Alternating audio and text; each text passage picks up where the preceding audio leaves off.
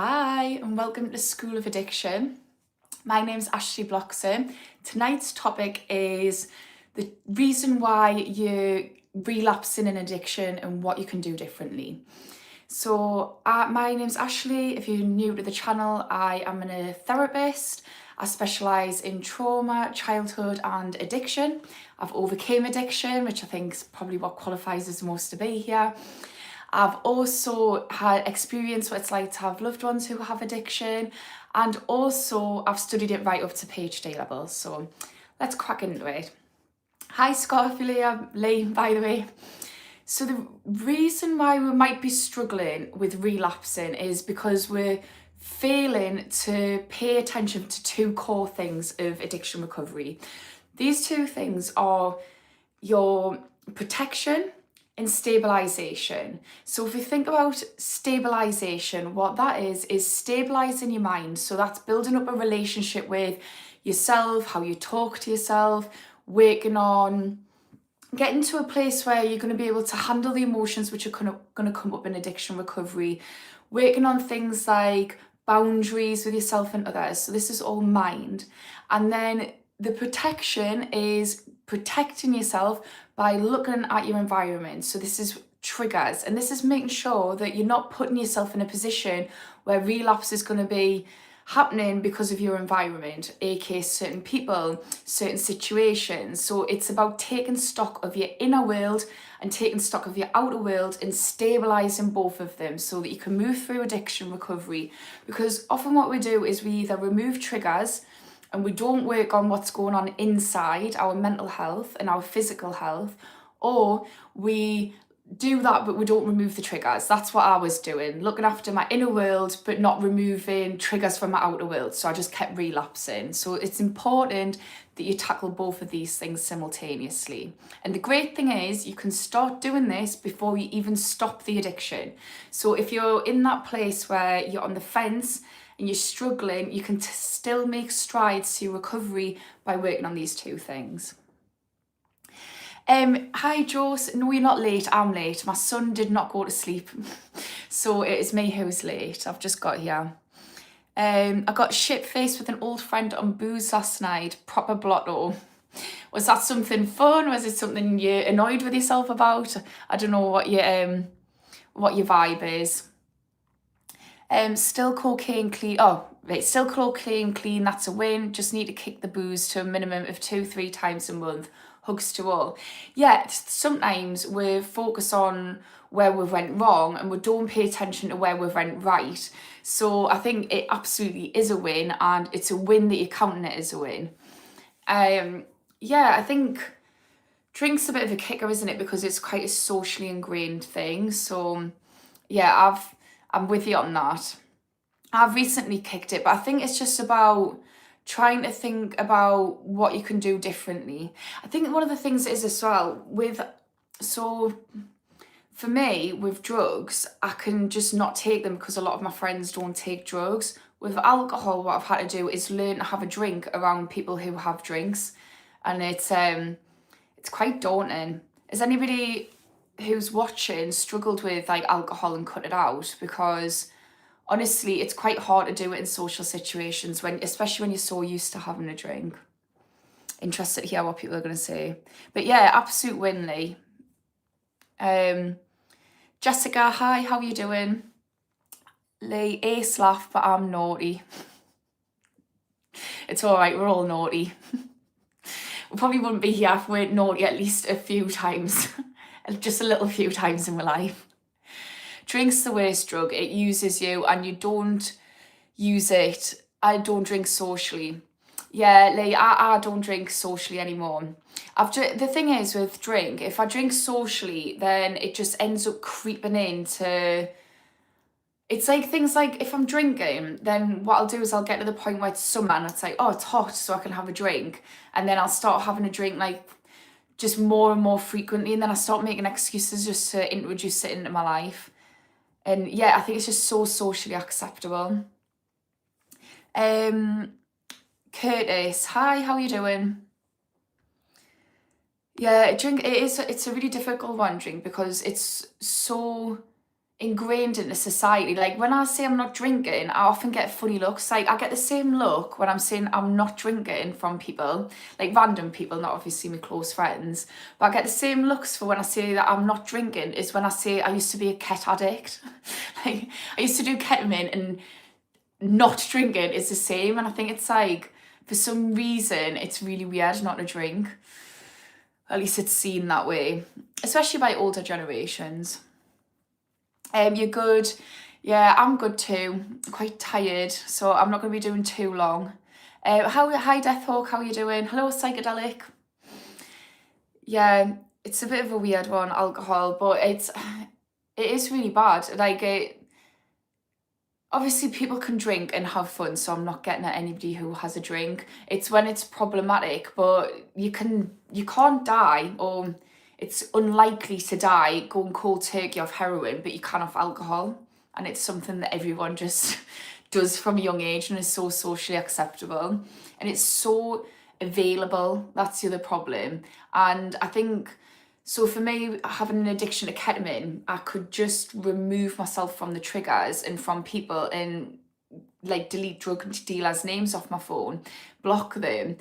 And I don't really have ketamine flirted in my face. Whereas with alcohol, I feel like I'm constantly up against, oh, there's another event where people are going to be drinking and I'm not. It's tough. Let's see. Drinks easily acceptable, yeah.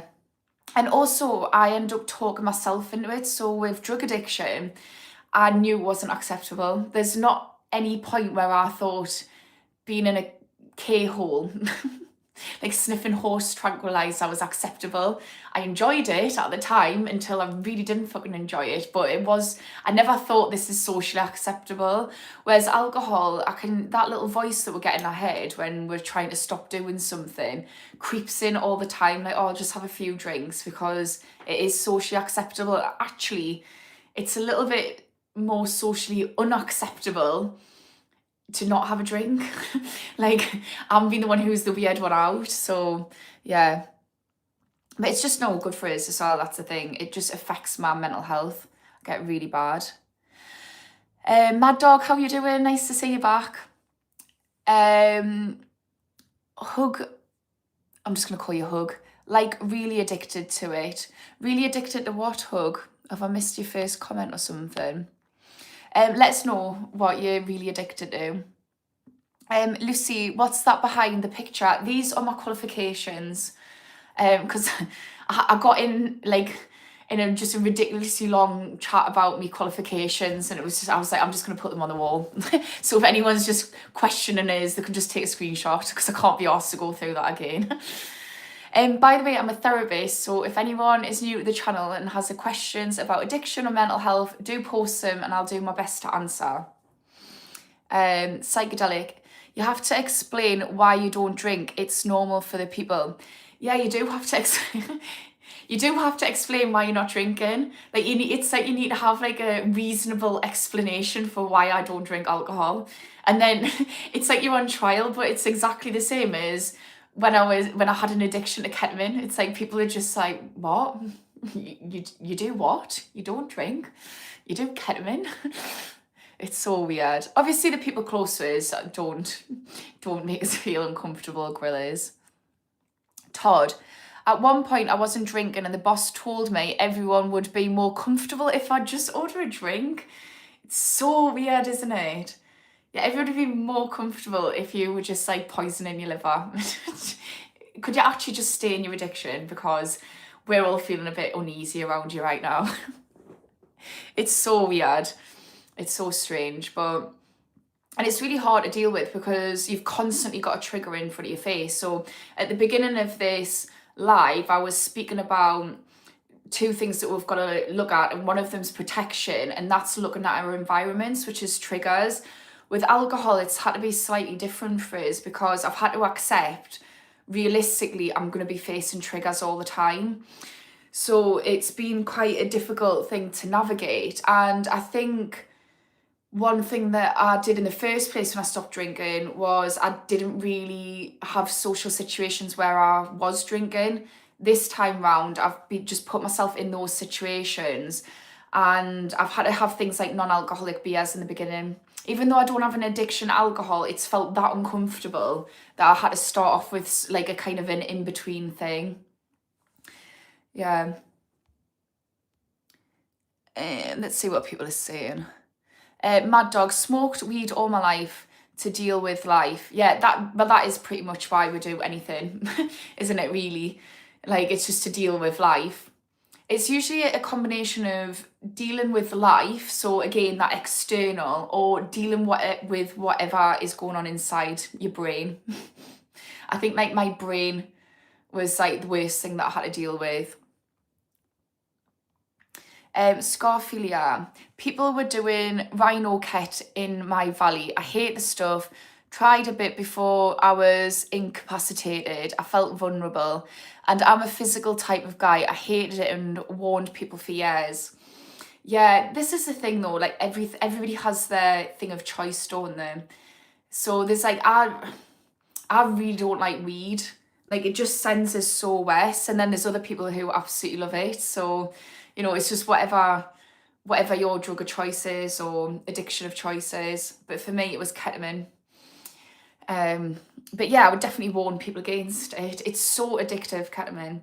I didn't realise how addictive it is because it's a recreational drug as well. So I tried a lot of recreational drugs. Well, pretty much all the recreational drugs.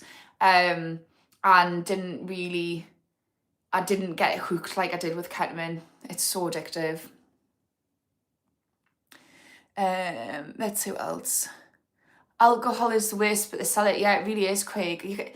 It's so dangerous. Like, you can't just go cold turkey off alcohol. You have to. It's physically addictive. It's chemically addictive, and it's also psychologically addictive.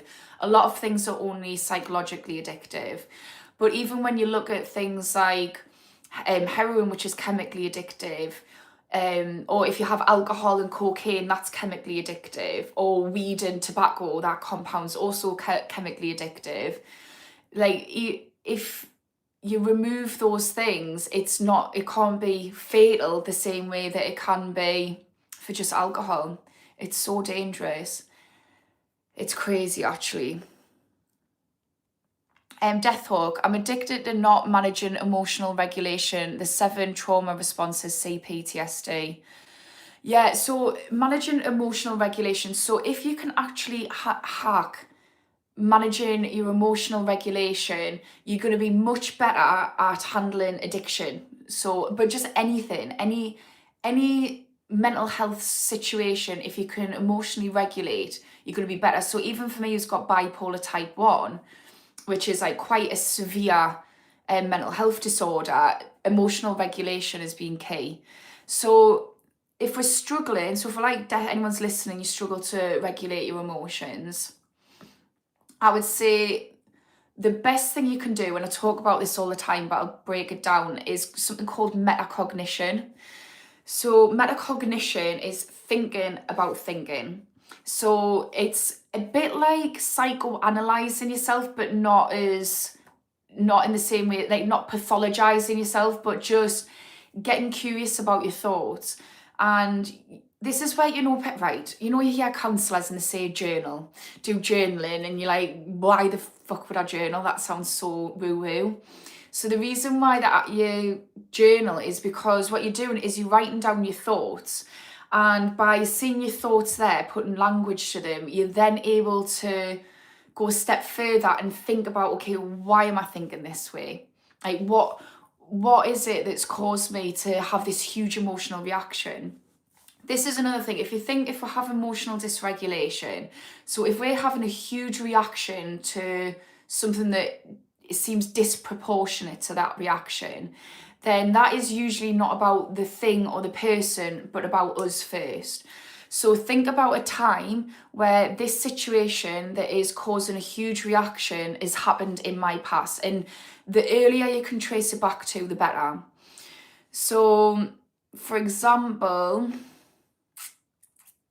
I'm trying to think of something. Okay, so I really struggled if somebody would criticise us, And if it was like girls, so if girls were making comments to us and criticisers and judges, I used to really struggle with that.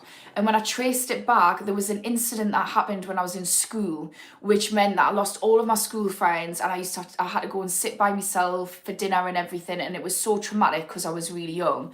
So I really struggled with girls kind of confronting us because of that situation. So try and trace it back.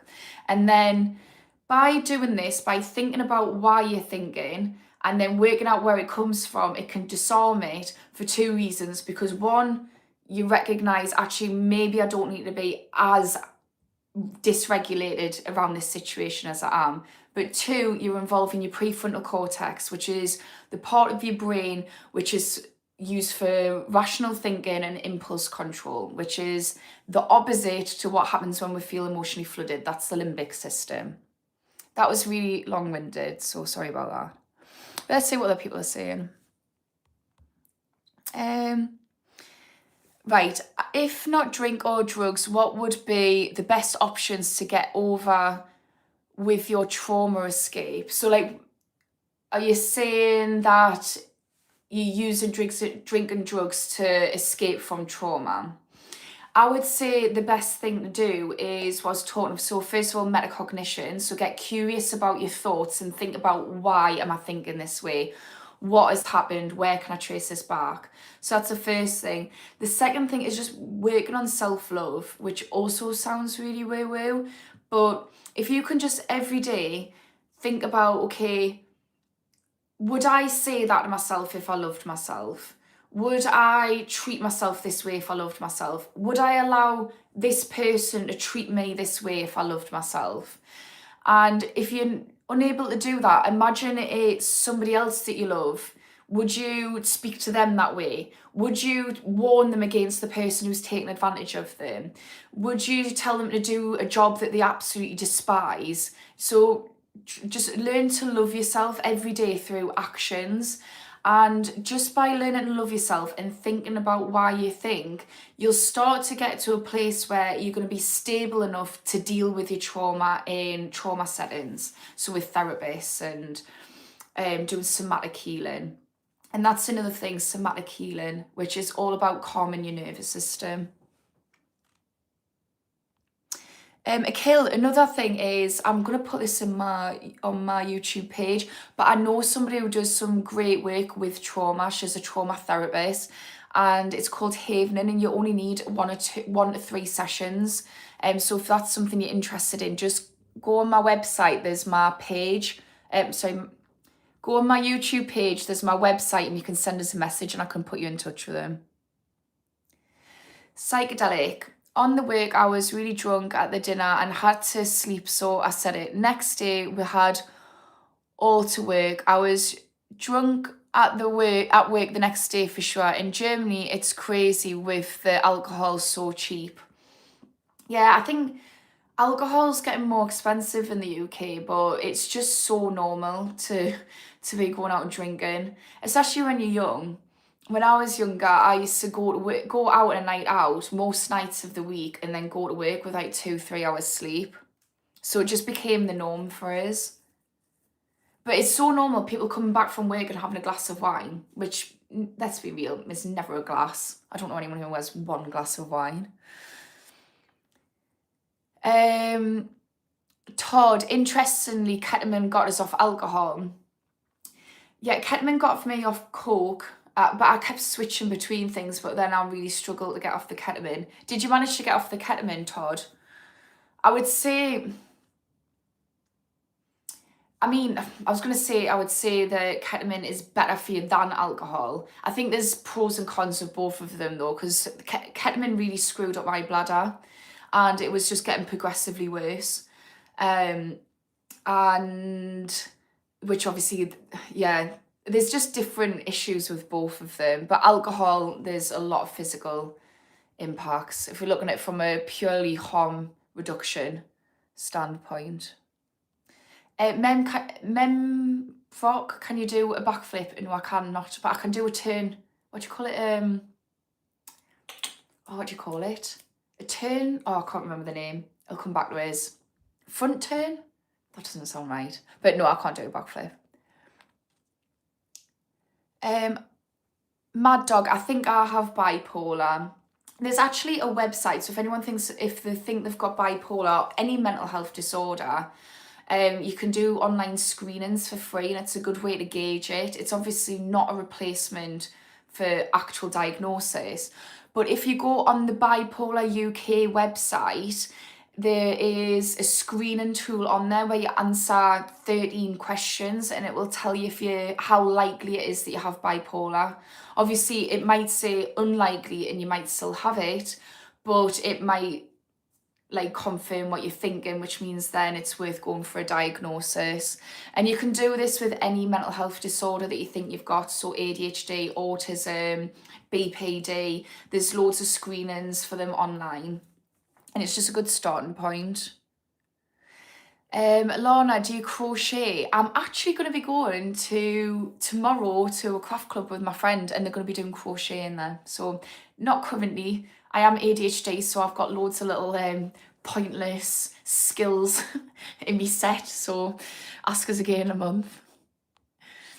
If you do, can you show me how to do it, please? Yeah, I think I'm just going to focus on School of Addiction now. I think I'm going to, even if I do crocheting, I don't think it's going to be something I'm doing online. Sarah, I've taken codeine for 25 years. I've never taken more than the recommended dose, but I take it every day. I really want to stop. I started when I had a bad period migraines. Yeah, so codeine's obviously opiates. Sarah, if you go on to my website, which is on my page, then send us a message and I'll get in touch with you and we can do a one-to-one and get you on the right track. Because obviously codeine's an opiate, so there's a physical addiction with that, and also it's a psychological addiction as well, but we can absolutely do that for you, and especially because you don't want to do it. So we've already got change talk, which is really important for addiction recovery. Peace and joy, how are you? Nice to see you again.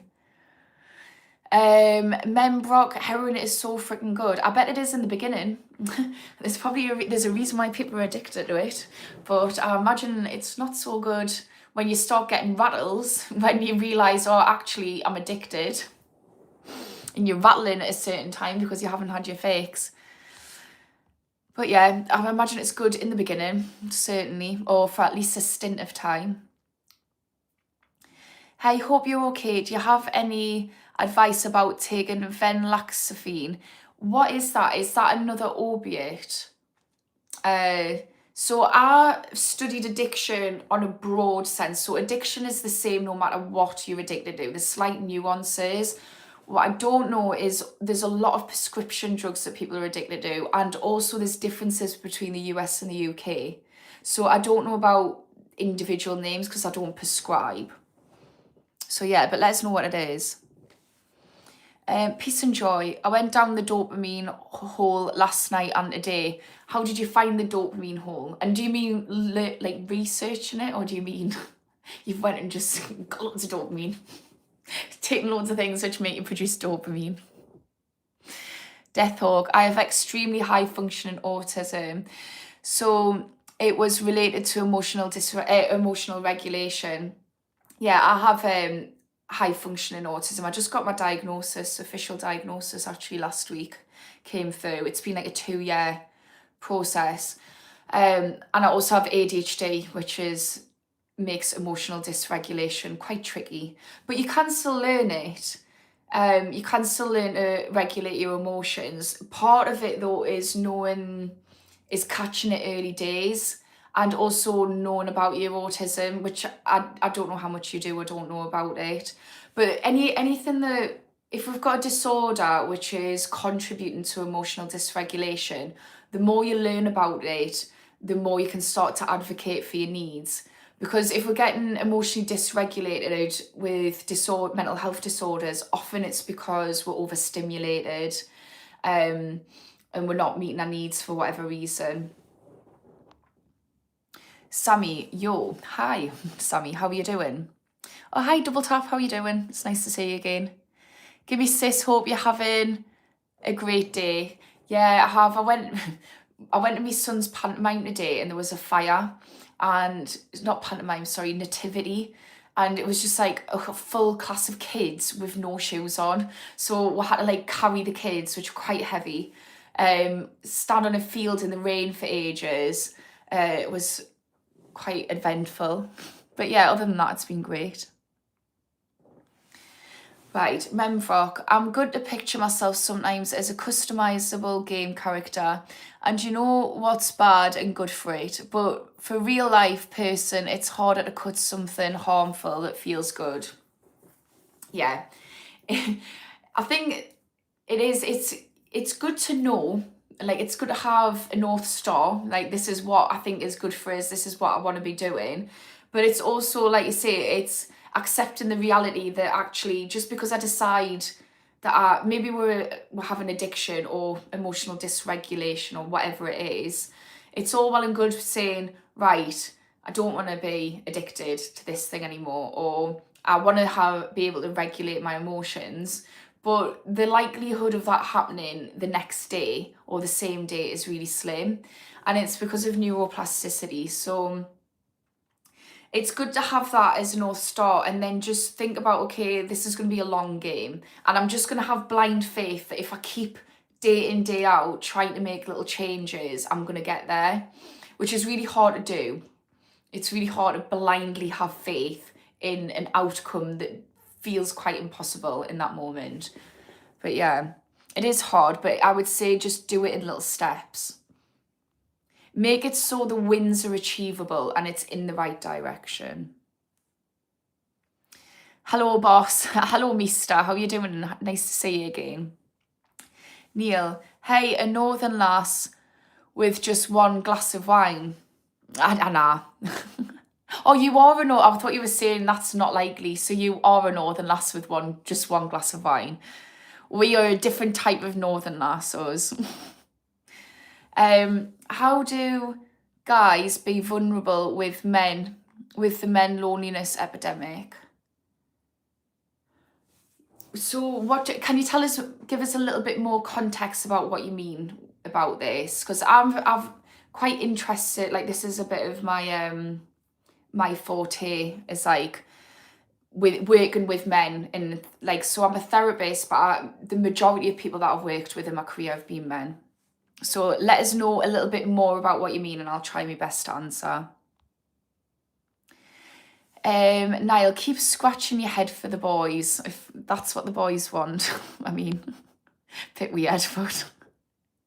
Craig, respect to you. What's your thought on shrooms? Peace. Do you mean recreationally or do you mean in a therapeutic setting? Craig? Death. How do you stop constantly overworking on self, overthinking constantly? So do you mean when you're constantly in that cycle of healing yourself and berating yourself? I think personally, I don't think that you can overwork on yourself. I just think that what you can do is like switch up. So it depends what that work on yourself is. So I went through a stage where I was actually making my life worse because I was just constantly nitpicking at myself, and I felt like I could never get anything right. But that's been part of my journey to getting where I am, because I was unturning every stone, like every thought I was having. So one thing though, alongside that, is it's really important that you're being so kind to yourself during the process. And part of that kindness is to say, like, we don't need to be thinking about this right now. Like, actually, you're lush, so let's just stop putting yourself down. Or you don't need to be, it depends. So if it's with a negative air where you're putting yourself down and berating yourself, counteract that. But personally, in my experience, I don't think there has been so much thing as working too much on myself. That's just my experience. So, Mad Dog, thanks. I will look into it, but I don't want to be fucked up on tablets anymore. I would rather stick with weed. Not good, I know, but better than tablets. Mad Dog, so I don't take medication for my bipolar. I did it first because I had been sectioned and I was psychotic, and I've got a young son, so I had to be stabilised on meds. But what I do is I focus on my physical health, sleep and mental health. So I'm always being super kind to myself. Like I just double down on being really kind to myself, and also what I eat. And I've been able to stabilise my mental health off that. I will answer the email tomorrow, psychedelic. Yeah, just whenever. I only answer emails every couple of days, so that's fine. Charlie, gingers have special powers. Oh, I like that. I used to pretend I was a little like witch and like superheroes and stuff when I was a kid. A younger version of me would have loved that. But taking heroin is better than injecting it, right? Because I wouldn't get the injection, syringe miss or infection. The thing is, when you take heroin, and it's like with all addictions, is you're going to build up a tolerance. So I know people who started off like smoking it, and then they didn't realise that that's what they were doing because it was called toot, and they were like really young, so they didn't realise that. We always think like heroin is injecting it, but you can smoke it. The thing is though, it's physically addictive, so you tend, and obviously you build up a tolerance, so that's like, there's quite a lot of things which contribute to that. So what happens is you tend to feel like you need more and more, and that's where injecting comes into it. And I know people who've moved from sniffing ket to injecting ket. I know people who inject cocaine, like I know people who inject crack, I know people who've injected base, like speed. So injection is just a way to, you get more of a hit from it because it's entering your bloodstream. So yeah, it would be safer if we're thinking about harm reduction, but then, because you could have collapsed veins and everything, but the problem is, like, we're on a trajectory when we're addicted to anything. It's always going to increase. I hope that was helpful anyways. Lee, I know what Ashley is saying is so correct. I'm impressed by your knowledge on chemical imbalances. People try to get clean, boost your dopamine, serotonin. Yeah, this is the thing, like, when I mentioned about eating before, like, so most of our serotonin is produced in our gut. And the food, the majority of us eating is pretty diabolical, not through our own fault, but just because we're all so busy with life's expectations. And like, if I go to my local co-op, which is like a little convenience store in the UK, if I go there, like trying to find something that's healthy and vegetarian is so hard. It's so frustrating. But your gut health is hugely impactful on our mental health.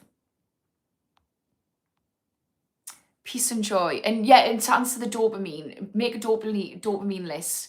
Things which you can get dopamine from. If you're starting to, like, if you're feeling like you want to relapse, or if you're like thinking, oh, I'm just thinking about whatever it is I was addicted to, start increasing things in your life that give you dopamine. So that's things which are pleasurable, things which are fun, things that you have to work hard for, so like pursue, things which are challenging and you get a win at the end of it.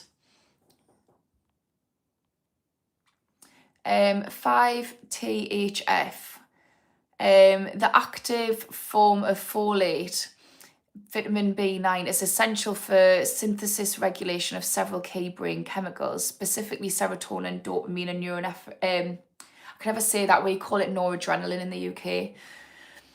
So yeah, somebody said that, I don't even take that. I'm gonna write it, folate, vit B9. I think I did. No, I did take folate actually. I was thinking I recognised folate, vitamin B9. I took it for a while, but actually it it wasn't good for either my ADHD or my bipolar. I think it was my ADHD. So it's really good like to look at the different supplements that we're taking if you've got any mental health disorders, how it impacts it, and that was actually making my ADHD worse. But yeah, I was recommended to take it, so Lee is right. Psychedelic, good night and have a good sleep. Thank you, Psychedelic, you too, if you've not already gone. How did you find your melatonin? It's okay, innit? You'll find your deepest sleep and dream heavy. So yeah, I'm taking melatonin, guys. I've started taking it for my sleep, and I've only been on 2 milligram. It made us tired, but it still took us. I've got like an aura ring, which tells us how long it takes us to get to sleep, and it took us 39 minutes, which isn't great. So they're gonna up me dose and see how I get along. But yeah, I could do with a deep sleep and dreaming heavy. Sounds nice. Hi, Callum says, stay blessed, everyone. I'm right back at you. Ed, I don't know how I say it, just getting called Ed. I visited another country recently for work and I was inspired to create every so often. Currently, I am numb and I just don't feel much, even if I hear about a good raise. Do you mean doing like online creation, or do you mean like creative projects? That's really good for dopamine. Doing anything creative is really, really good. But I don't fully know what you mean by that, Ed. Sorry, I don't have any drug addiction, just was listening to this talk and related to a few things and wrote the above.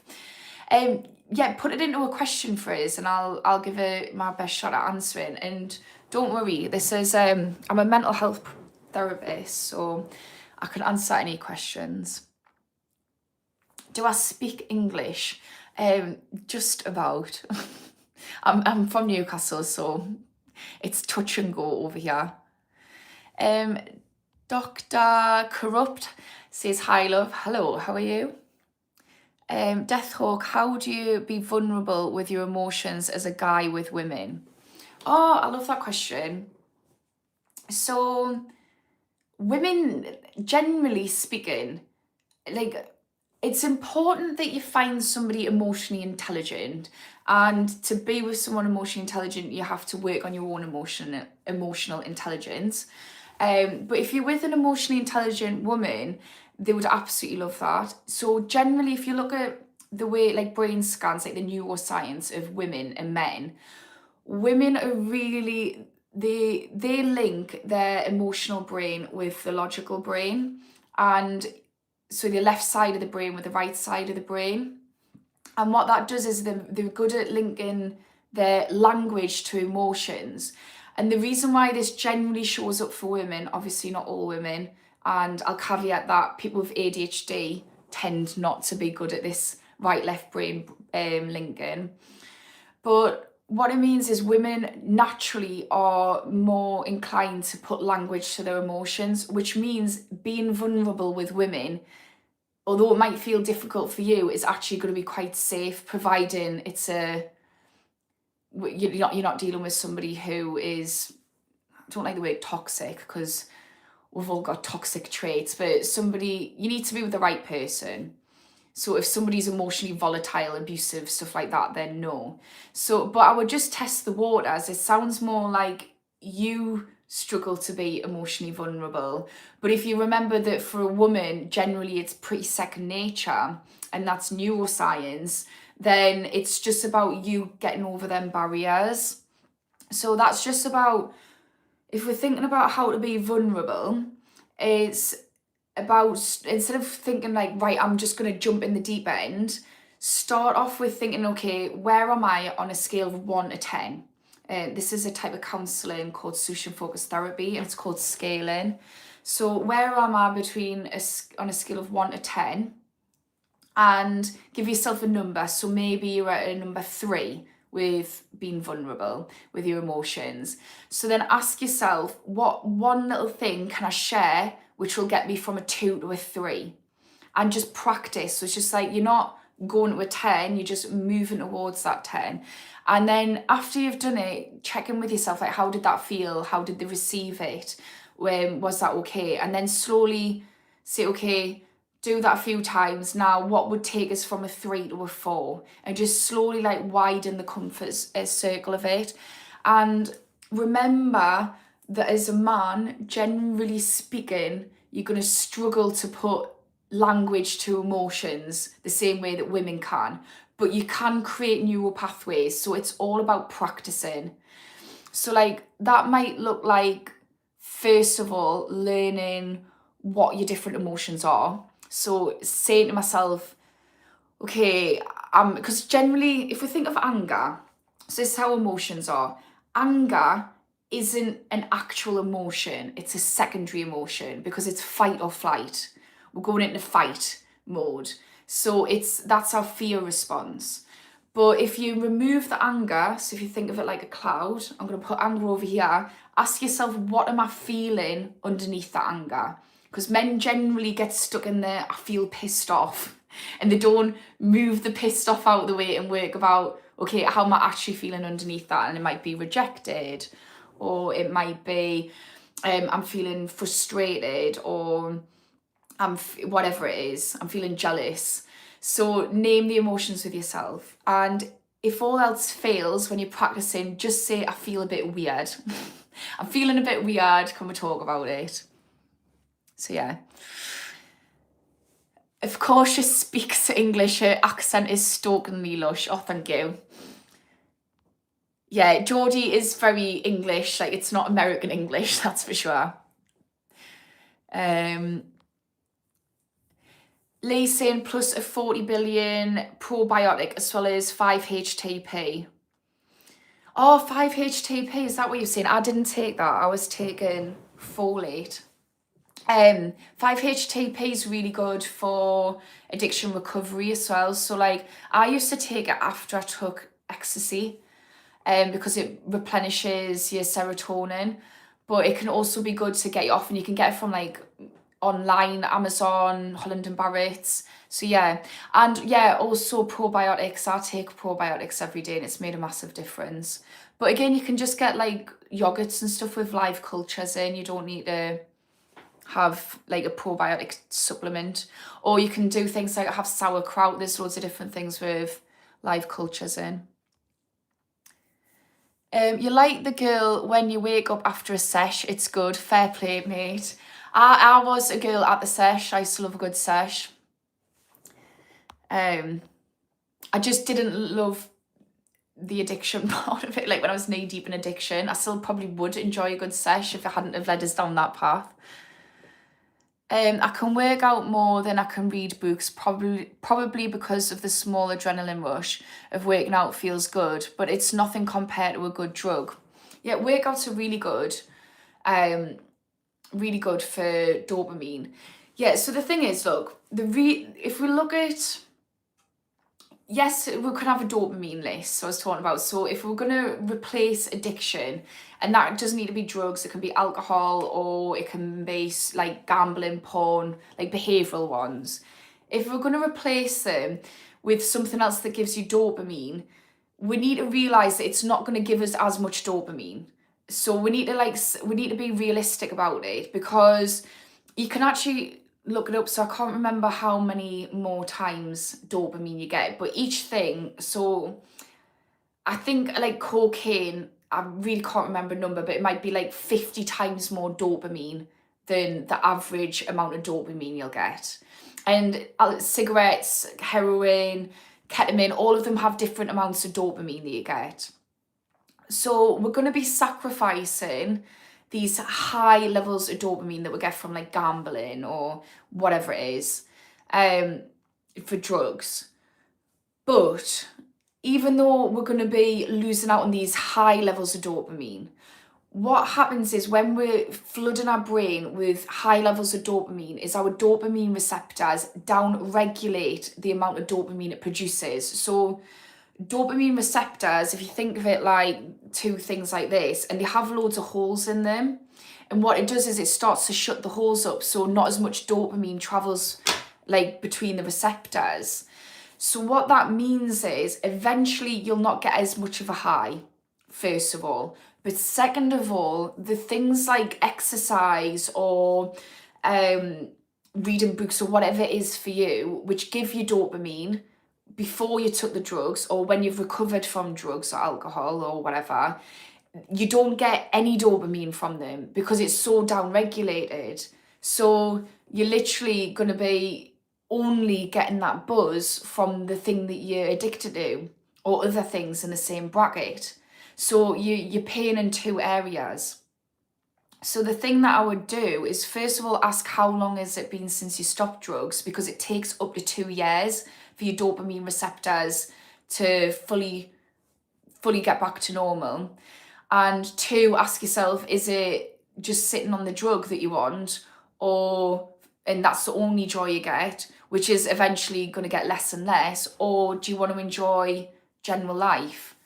And just by asking yourself that question, you're engaging your prefrontal cortex, which means you're not going to be acting from your limbic system, which is where we're impulsively doing stuff. So yeah, but I fully relate. It's me, Ashley. I keep telling you it's a specific brand. I can't show you. It's for ADHD. Can you send us a comment on one of me contents? On one of me things, or go on my website, Lee, if you can be bothered. But yeah, I'd like to know if you could be bothered to do that. That would be helpful. Peace and joy. Do you ever watch Newell of Knowledge on here? Somebody else did a video, assuming they watched his. He did a video called Escaping the Dopamine Hole. Very interesting. Watch I'll Do It Again, Todd. What's it called? Well, anybody watch this if you want to know about dopamine. Sounds good. Noel. Dope hole. Just writing on my whiteboard. Yeah, it's people talk about things like have a dopamine detox and stuff like that, which is nigh on impossible to do, especially if you've got things which are driving your addiction as well, like ADHD. You're 500 times more likely to have addiction to drugs or alcohol if you've got ADHD. But you can certainly reset your dopamine receptors. Oh, hi, Tico. How are you doing? Oh, thanks for putting me comment up. So, as Tico has said, if anyone wants... Oh, it's not personal counselling I do, by the way, Tico. It's just one-off help that I'm doing for people because I'm not charging. So I'm not going to put myself in the ethical bracket of counselling. But yeah, if anybody wants some support, reach out on my website that Tico I've just pinned in the comments. Christ. Deathhawk, how to manage eating disorder, not eating enough, craving food for days at a time. Oh, first of all, I do want to just say hi, Tico. How you doing, by the way? It's one of my little mods who came on. I just realised I didn't even ask you how you are. So how to manage an eating disorder, not eating enough, craving food for days at a time. So if we look at eating disorders, there's a few different things with eating disorders. So first of all, Deathhawk, if that's something you're wanting support on specifically, I did a podcast for a bit and I've got one on body image. So first, that's a good healthy way to like manage your body image if that's part of the reason. But eating disorders are normally the same as addiction, and quite a lot of mental health is normally a manifestation of something else going on underneath. So if we think of things like addiction and eating disorders, they're the symptoms. So often what we try and do with addiction, eating disorders and other things like anxiety, whatever, is we try and stop the symptom. And I always liken this to, like, imagine if you had blood in your stool. You wouldn't go trying to mop the blood out your own poo. You just wouldn't do that. You'd think, why is the blood in the poo? Like, we need to go and work out what's going on. Like, is there something wrong with my bowels? What's going on? Have I got colitis? Have I got cancer? What is it? So you need to look at what's causing the addiction and you need to tackle it from the root cause. But then also you can stabilize it, which I talk about some of the stuff on that podcast. But I can also give you a one-to-one on things that can help you with that. So yeah, it's about what's causing it. Because if we think about eating disorders, usually it comes from a sense of control, not always, but it's being in control of your body. So calorie counting, so having a sense of control over something. It might go back to shame, or there's loads of different reasons, but yeah. And then obviously we've got body dysmorphia, which is another side of that.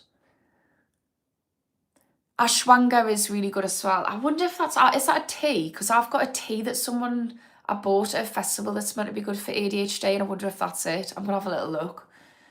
It's like tea leaves. Lee, buy melatonin online from the UK pharmacy, just say it's for jet lag. I get prescribed it.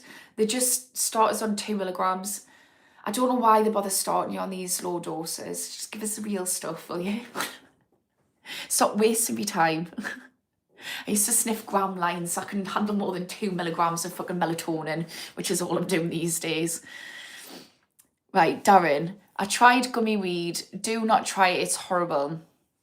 Weed just does not agree with me at all. It just makes us really paranoid. It makes us skitsy. Yeah.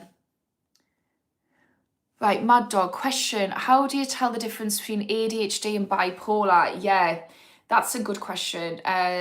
That's where I struggled, because ADHD does present like bipolar, and it's only when I started having my manic episodes. So like you get there's different types of bipolar.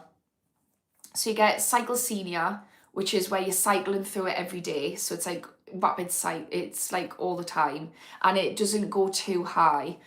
I don't know too much about that one though, to be honest. Then you've got bipolar type 2, where you have depressed episodes, low mood, hypomania, and then you get type 1, where you've got to have had at least one psychotic, like manic episode, which has psychosis involved in it. And if you have a manic episode one time, then your class is type 1. So a lot of people actually get misdiagnosed for ADHD when they've in fact got bipolar. But you are also more likely, if you've got one disorder, to have what's called a comorbidity, where you have multiple disorders. So it's also common to have ADHD and bipolar together. The difference between them, I honestly couldn't tell you, because it feels quite similar. And the only way I found out was the fact that I had a manic episode.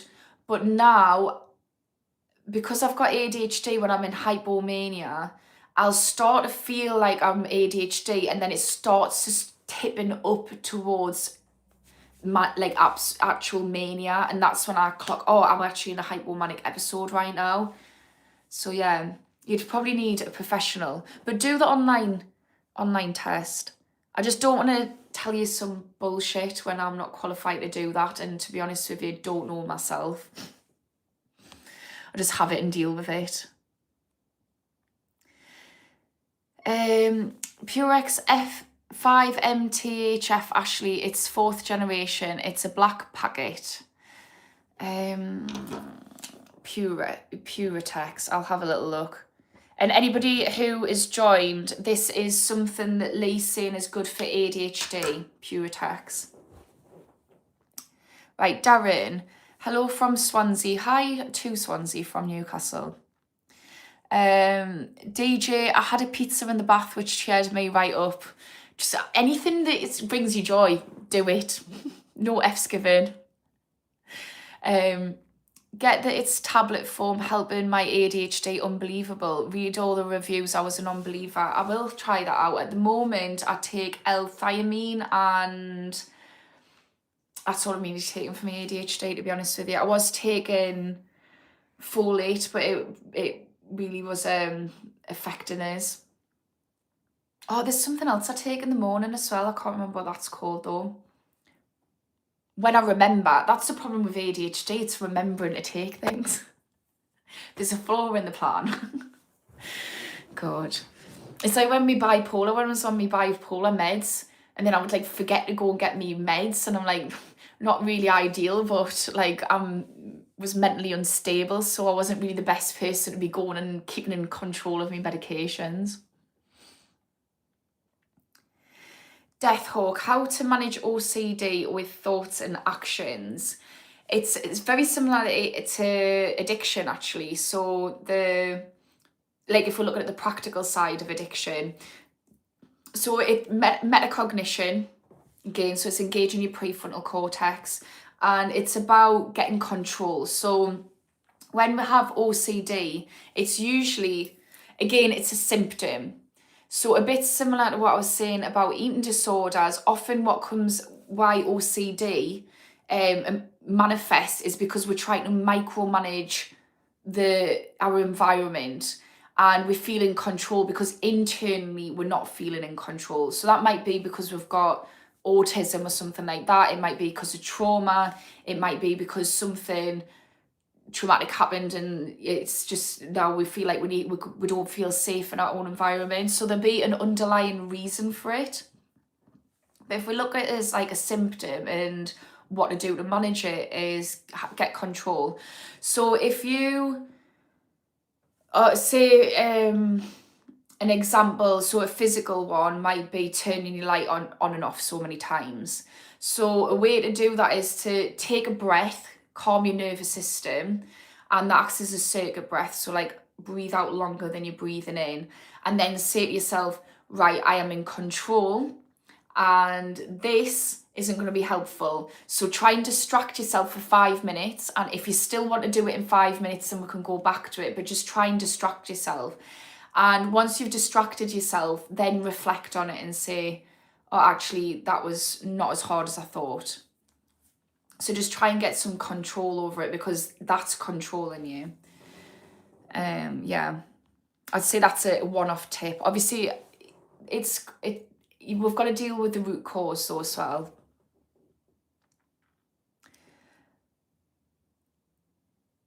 Lee, can't stand up and walk, then you go superhuman. I could do with being superhuman. Tommy, I don't mean to play table tennis, and you can wish me for my table tennis tournament on the 20th of December. Good luck for that, Tommy. Yeah, find the thing that brings you the most joy. Get dopamine from something competitive like that. Is really good for dopamine, because you're getting a couple of things going on. So you're getting the physical endorphins, so you're doing physical activity, but also you can slowly see yourself progress, which is really great. You're going to be getting dopamine wins just on reflecting on your progress, but also when you're actually doing it, if you get that win, you're going to get dopamine as well. And if you love it, you're going to get dopamine. So I'm actually really tired. I'm going to go soon, so I'll read 3 more comments. Let's see what people are saying.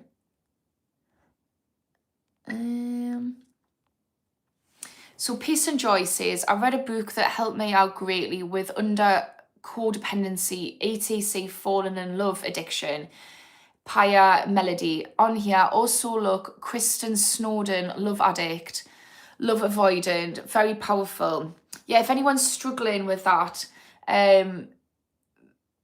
Membrock is recommending to go check them out. Another thing as well, if we are struggling with love and maybe codependency, there's a really good book which is called Attached, and it's got a questionnaire in the beginning as well, which is really cool. So you get to find out instantly about your psyche and your childhood. And if we know our attachment styles, we can then work out where we are and move into secure attachment. Because if we're struggling in relationships, it's likely we've got an insecure attachment style. And I have naturally an insecure attachment style. Definitely worked on it though. You can heal it, living proof. But yeah. Lee, agreed with David, Samsung Notes and calendar. What did David say? When you hide stuff, put it in your notes in your phone. Yeah, I always put things in my notes in my phone. It's ridiculous. I would hate if... like, I would hate anyone to go through my notes on my phone. Honestly, they're so cringe. But I love it. That's where I journal. Right, gonna do two more.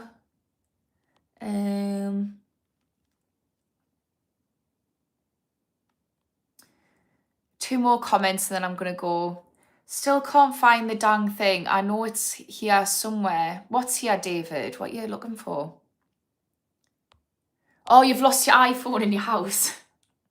Get on Find My iPhone. I use my Alexa to ring my iPhone. DJ, get your vitamin D levels sorted. Yeah, I take vitamin D3 every day. Now it's winter. In the summer, I just make sure I get out and about. Right, last one. Marvel Thunderbolts is a great movie on mental health and addiction. The void is real. Well, there we go. I've left you on a little thing to go and watch, and I love anything Marvel. I'm a little geek. So, yeah, write that down. Anyways, it was nice seeing all of yous. Do you wrote any thoughts on my comments? I was just going to leave, but I don't want to leave you hanging. I'm trying to find your comment. Trying my best to leave. In the meantime, don't want to lose my mind. Right, Adoro. So I'm basically really tired and I'm worried that, because I saw there's a few comments, I'm worried that anything that I give you now is not going to be coming from my brain being sharp. That's why I always leave when I get tired, because I could push myself, but I try to answer properly. But if you go on my website, which is in the pinned comment, Tico's comment, I'll send us a message. It'll go through my emails and I'll reply to you and I'll try and give you some solid advice, or maybe we could even arrange a one-to-one. I don't know if that's helpful for you, but I just don't want to be answering and giving you half-hearted or BS just for the sake of it. But yeah, Daro, just send us a message, go on my website. It's really easy to use, so you can use it on your phone or whatever. And if anybody's got any comments that I didn't reply to, feel free to send us a message. I do try my best to help, get back to everyone. Membrock, do I do private therapy? So I was doing private practice. I'm not doing it anymore. I'm just doing social media. What I do is offer people one-to-ones for free, just a one-off one-to-one if they need it in dire straits. And I'm doing a free addiction group, which is starting in the new year. So yeah, I hope that was helpful. I just don't want to charge people. And I felt it just didn't sit right with us. There was a lot of ethical issues around doing one-to-one therapy. So I'm doing this instead. Anyways, I'm going to be back on Friday morning at 10 a.m. and 9 p.m. Thanks for everyone who's joined. And if you don't already subscribe, please do that. That's really helpful to my channel. Offering free help to you guys by hopefully getting paid one day off YouTube. And yeah, thanks for everyone who's joined. I'll see